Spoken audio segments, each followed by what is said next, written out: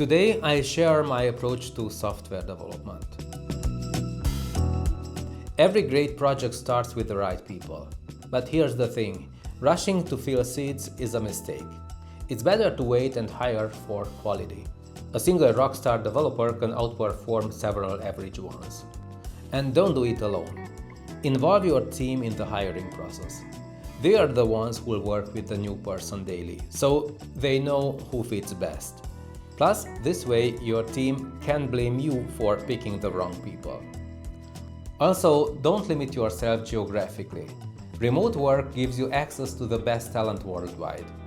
It depends on the project's type, obviously, but more often than not, it's hard to justify not hiring people from abroad. That said, building a good team is not easy, but it's the best investment you can make. Another trendy aspect of software development is the use of AI. This is the textbook example of easier said than done. Everyone and their mother talk about AI replacing developers and the end of software engineering as a career path. Yet, no one mentions how exactly they are gonna do it. What AI and automation have been replacing are those monotonous tasks that should not have been done by humans in the first place. Stuff like running unit tests manually, entering meaningless numbers into Excel sheets for 8 hours a day, 5 days a week, or looking for typos in technical documents, soul-killing tasks, more punishment than actual work. AI will not only not complain performing such tasks, but will also execute them better and faster than a human. However, when it comes to building software from scratch, from the requirements collection phase through designing the project up to releasing and maintaining the product, now that's a different thing. While certain parts of this complex process can be outsourced to AI, we must be very careful how we do that. If we do not involve actual human experts, the risks of making huge mistakes is huge. All these videos about so-called no-code projects that brought millions of dollars in profit are usually scams, or they are not telling you the truth. The AI has not reached the level needed to create complex software products from the ground up. Don't believe me? Give it a try. Use Claude, ChatGPT or Cursor, whatever new wonder tool they are trying to sell us. Sooner or later, the project will eventually turn into a complete mess, will start to fall apart, fail to build, or everything at the same time. If you're not an expert in that area, you won't be able to fix it, I can guarantee that. Anyway, my point is this. You should use automation and probably also AI, just don't think you can avoid having real software developers. Okay, let's move on.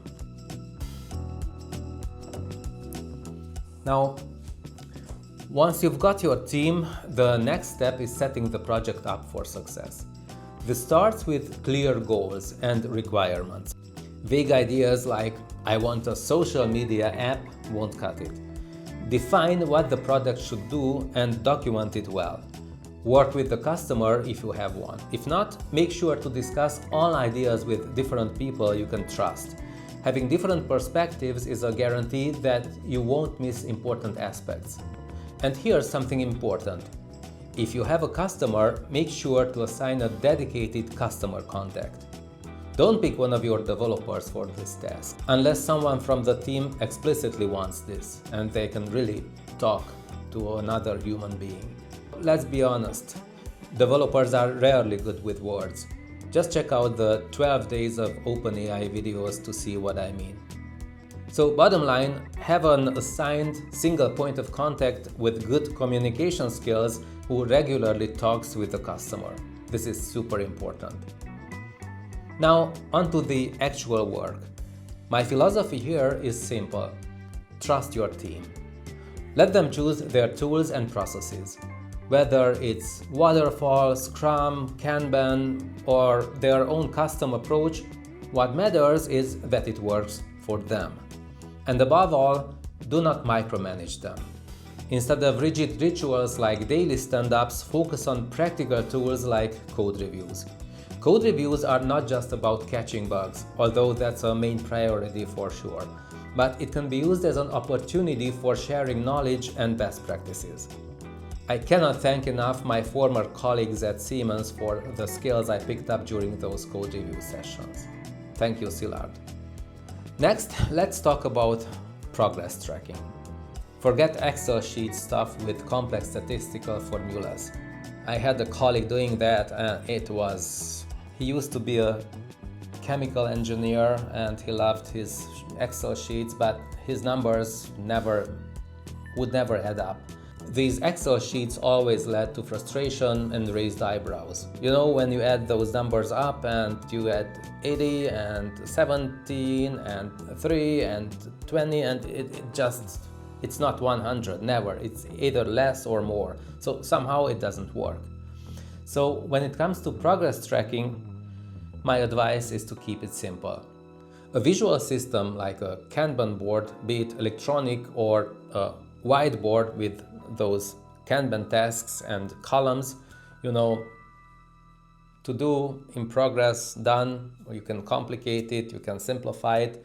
You can tell instantly if the project is progressing, if there are bottlenecks, or maybe you hired too many rock stars and there just isn't enough work for them. Now let's talk about some best practices that make a big difference. Deal with team issues thoughtfully. If there's a problem with a team member, let the team address it first. As a manager, you should only step in when there's no other choice left. Speaking of problematic team members, you will also encounter bad customers.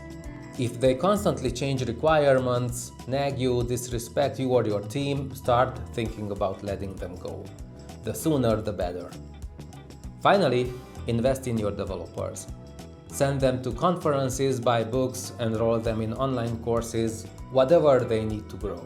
Supporting their technical growth is a win-win for them, but also for your projects and your company. Now, software development is one of the most profitable industries out there. However, building a successful software company, even a small one, is not for the faint-hearted.